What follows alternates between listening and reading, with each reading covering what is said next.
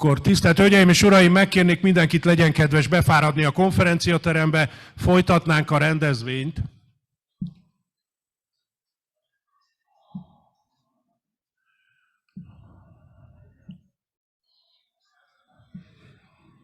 Na ez a jó, úgy látszik működik, jó van, legközelebb is ezt csináljuk.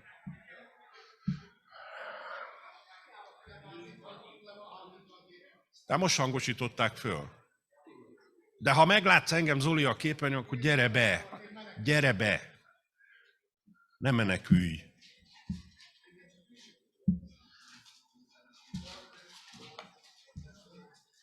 Család jól van?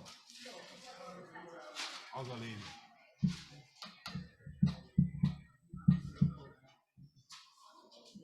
Jó lesz ez, jó lesz ez.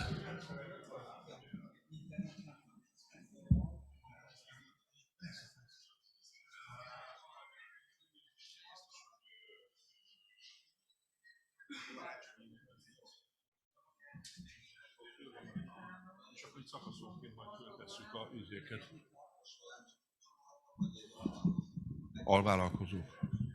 De régóta együtt dolgozunk, és nagyon jó a kapcsolatunk. Jó, megjött Zarko is. Jó, jó.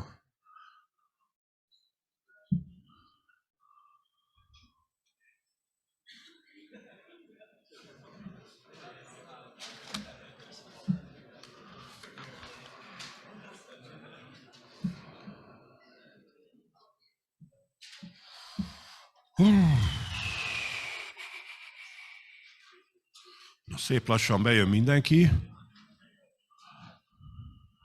Kávét, süteményt, üdítőt is be lehet hozni.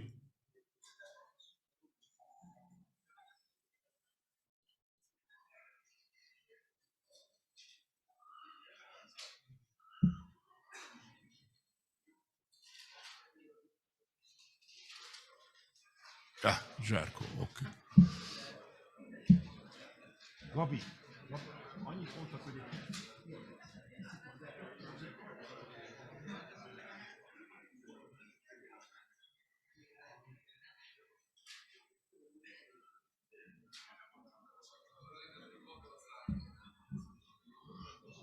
Na, akkor lassan, jó, kollégák be is csukták az ajtót, akkor aki bújt, aki nem, megyünk tovább. Pardon, így, jó. Tisztelt Hölgyeim és Uraim, ígérem, hogy az utolsó vízi előadás, vízzel, tengerrel, tengeri szállítmányozással kapcsolatos előadás következik.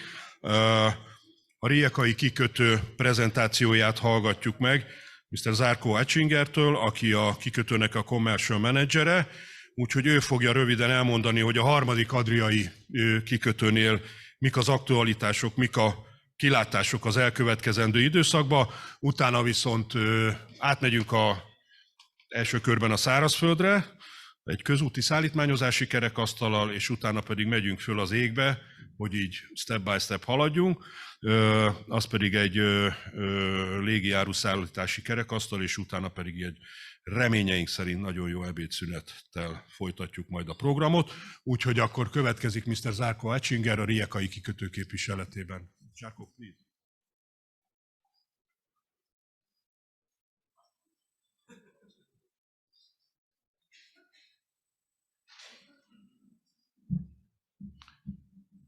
Hello, everybody. Good to say hello in person. After 2 years we haven't met, so it's really a privilege for us to see each other again.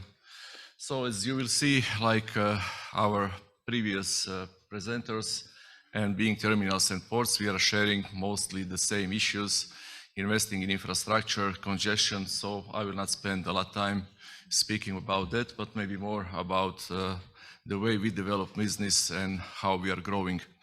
And again, it's really a pleasure to be here, although as Borut, my nearest competitor destroyed my presentation, so I cannot turn the slides, but okay, I think we will manage somehow to move on. There is a couple of new things happened in the terminal while it was the last time we saw each other. And I would like to update you also on the development on the Hungarian market, which is I would say for us at least, quite fruitful in the last 2 years. Can we move to the next slide, please? Anybody? Thank you. So just as a reminder that our terminal, Adriatic Gate, is actually part of the global terminal operator. So in the meantime, we have increased our portfolio by 2 additional terminals. Oh, thank you. By 2 additional terminals. So currently we are operating 34 marine terminals, 20 countries, and obviously on all 6 continents. In Europe, we are present in Gdynia, in Batumi, Georgia, and in Rijeka. So just a short overview of the terminal. It's located in the city of Rijeka, practically almost in the city center, which is not so favorable for us. So we are, as I said, facing many similar issues like Port of Koper, obviously being the far bigger facility, but it's limited for the expansion part. So practically we have finished with the physical expansion in year 2013, and in the meantime we can only invest in the additional equipment and of course other handling facilities. So speaking about the volumes in the, let's say, last almost 10 years, which is the time from which ICTSI has taken over the management of Adriatic Gate, you can see that practically after first 2 years in which we did restructure the company, introduce the new way of doing business and bring some expertise, practically it's all going well. And there are a couple of key points in our development, which is, as I said, delivery of the new yard back in 2013, and when Croatia entered the EU, which also helped developing the volumes. Then proper rail market liberalization in Croatia started only in year 2017. And last but not least, we finalized the upgrade of Intermodal yard at the end of 2019.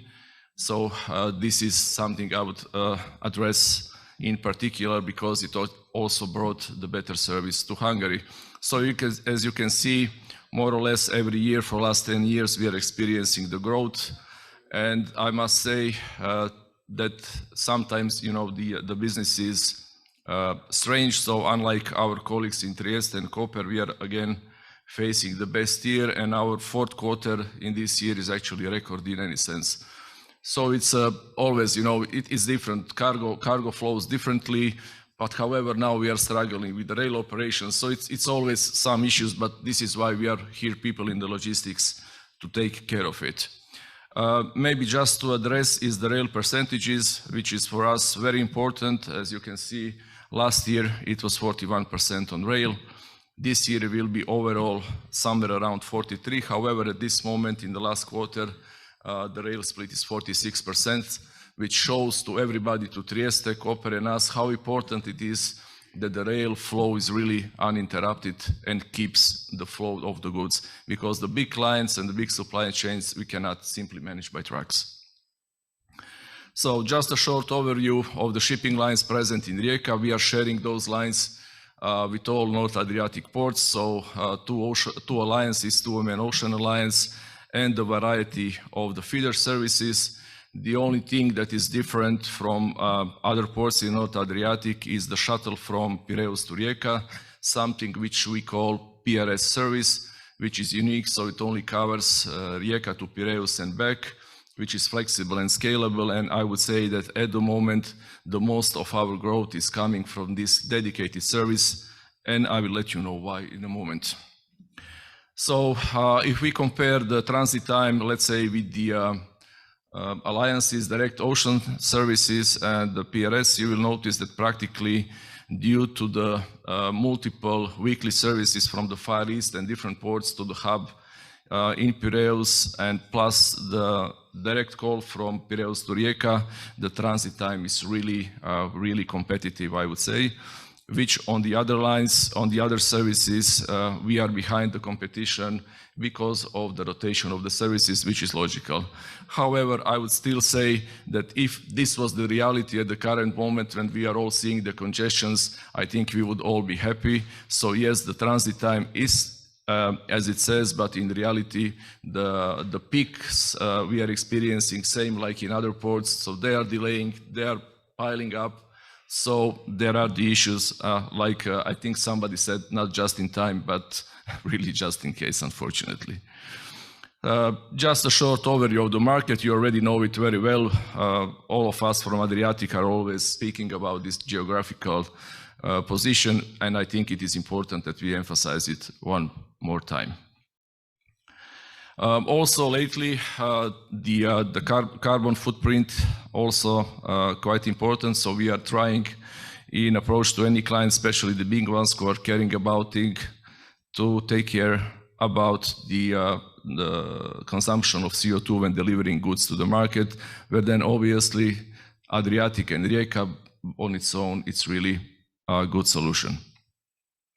So something colleagues also were speaking about the services and flexibility, just to tell that practically from 2012 we have fully automated the planning of the vessel, the gates, the online services for the freight forwarders, also the EDIs. So practically we are at that level of automation for already 10 years, and I really think this is a good idea that everybody is going in that direction, because it's really important, especially in nowadays when there is less and less physical presence of the clients on the, let's say, on the gates or at the terminal. So about the Intermodal yard, as I said, it was reconstructed fully in 2019. So we switched from the single track operation to 2-train operation under 2 RMGs. So practically we have increased our rail capacity from 120 per year to 360,000 TEUs per year. And this is actually where our growth comes from. And we are still, I would say, only at 60% of the capacity there. So still 40% to go, which is, I would say, at the moment, quite an important message to send. On the other side, we are serving with the rail Hungarian market using 2 terminals, which is Magyar Container Center and Bilk, for the different clients. And what has changed in the last 2 years, and I think this is really important, that Hungary at the time was the market which we served with at least a market share at AGCT was roughly 8%. I can tell you that last month, November, Hungary was 27 or almost 28% of the volumes. Year to date, it is 20% of the volumes in Rijeka. And as you can see, 70% of our volumes is not anymore coming either from Croatia or Bosnia, but from the various countries from the Central and the Eastern Europe. And at the moment, still Serbia is our market leader with more than 30%. So a bit about the history and the present. Yes, Rijeka was the port of the Hungarian Austrian Empire. However, we are the youngest terminal in the neighborhood, so to say. However, really trying to catch up with the competition and provide the good services. I would also say that there are new developments in Rijeka, which I think everybody knows. So we will have another competitor in market somewhere in 2024. However, I believe that there is enough room for everybody. The demand that we see from the market is quite big, quite high, but it is our job how to use our infrastructure, our equipment, and to make the whole supply chain efficient. And on the other side, the volumes that we are all handling, the big lines we could not handle on its own. It's really important, the good cooperation, I mean, in quality of the service between all 3 and in future 4 ports. And I'm sure we will witness the separation by the clients, but then again, that's a normal, I would say, process in the competition ports. So what do we offer? Definitely the message. I'm here to thank you and say today the growth in Hungary. So we are proving that Rijeka could also be used. So year by year, slowly, we are gaining the trust of the cargo owners and obviously freight forwarders and shipping lines, which is very important. Transit time, I would say quite okay. There is still work to do, especially on the borders. We are addressing continuously the governments about, let's say, the police issues on the border, handovers, trust agreements, which is really still has a room definitely to improve. As I said, we have multiple train connections, partnering with 2 terminals in the region, open for more cooperation if needed, obviously. And as I said, 70% of our volume is non-Croatian. Just a short overview of the network, you are full aware of it.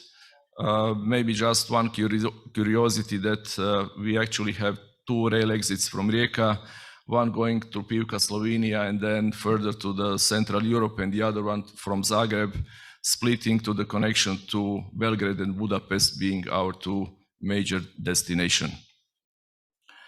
Also worth mentioning, which is now being quite important, the distribution centers. Our co-owner is Luka Rijeka. They are owning a big inland complex only 7 kilometers from Rijeka, reconstructed actually in the period while we were not present on the market. So as you can see, a full set of new modern warehouses and also additional land to expand. We have actually established just a month ago, together with Luka, the new empty depot services there.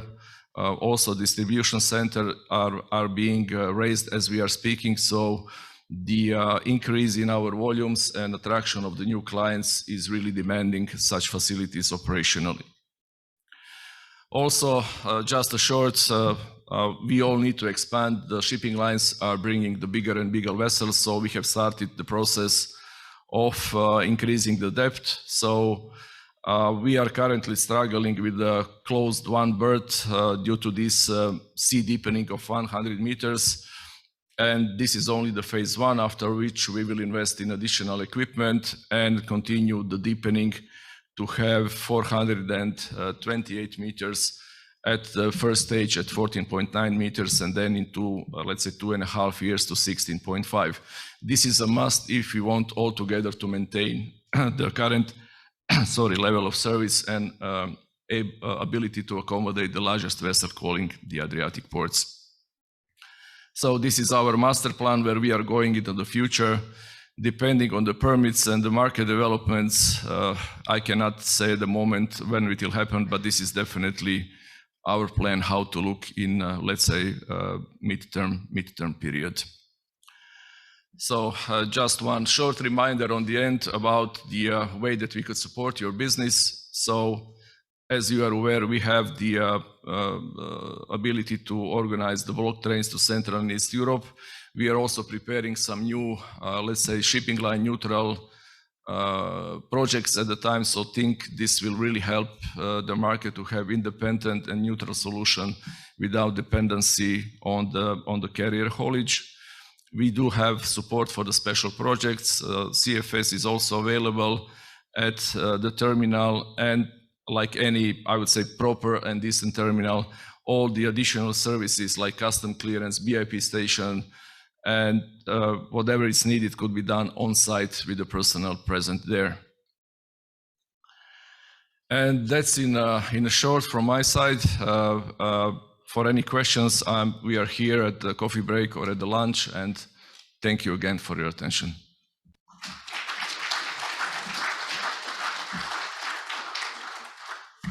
Perfect. Ez pöpec volt. Köszönjük, Zarko.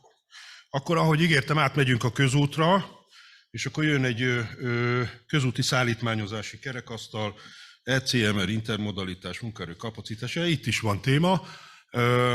Sajnos az eredeti programban Gál úr szerepelt volna, az MKF főtitkára, de sajnos hát ez a korság őt is elkapta, úgyhogy kénytelenek leszünk Árvai Tivadarral beérni, az MKF Jolly Jokerével. A további résztvevők: Barna Zsolt, a Waberers International vezérigazgatója, a VSL ügyvezető igazgatója, az MKF árufúzási tanács elnöke, és még nem tudom hány címe